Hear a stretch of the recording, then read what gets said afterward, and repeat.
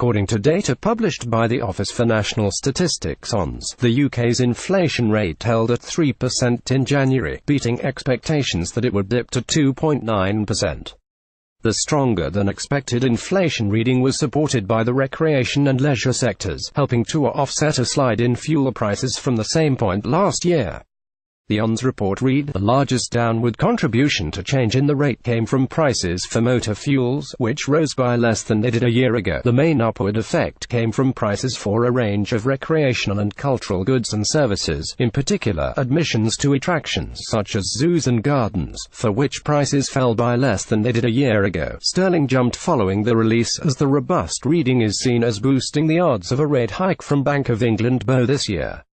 However, with wage growth still lagging well behind inflation, the inflation reading is likely to remain a concern for consumers, who continue to face falling real pay.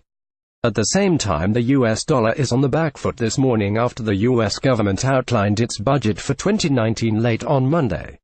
Markets reacted poorly to the proposals as Donald Trump looks to increase spending to $4.4 trillion, which is expected to bring the federal deficit to around $1 trillion next year, despite welfare cuts.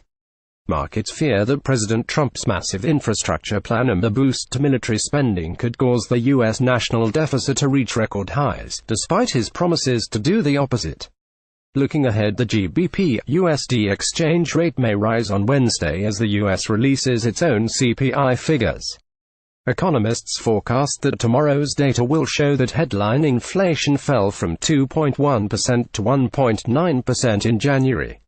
The Bank of England explains the exchange rate. The Bank of England explains the exchange rate. The Bank of England explains the exchange rate. Play video. Play mute. 0 52 loaded. 0% progress. 0% stream. Type live. 52 share. Playback rate 1x. Chapters descriptions off. Selected captions settings opens captions settings dialog captions off. Selected audio track default. Selected full screen. Facebook Twitter share. This is a modal window.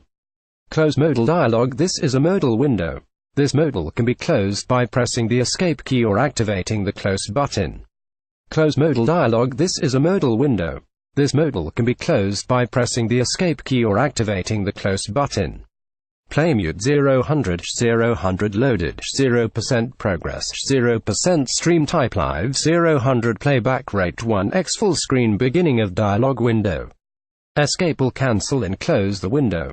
Text color white black red green blue yellow magenta cyan white black red green blue yellow magenta cyan transparent opaque opaque semi-transparent opaque semi-transparent background color black white red green blue yellow magenta cyan black white red green blue yellow magenta cyan transparent opaque opaque semi-transparent transparent opaque semi-transparent transparent window color black white red green blue yellow magenta cyan black white red green blue yellow magenta cyan transparency transparent semi-transparent opaque transparent semi-transparent opaque font size 100% 50% 75% 100% 125% 150% 175% 200% 300% 400% 50% 75% 100% 125% 150% 175% 200% 300% 400% Text edge style in non-honor side oppressed uniform drop shadow non-honor side oppressed uniform drop shadow font family proportional sans serif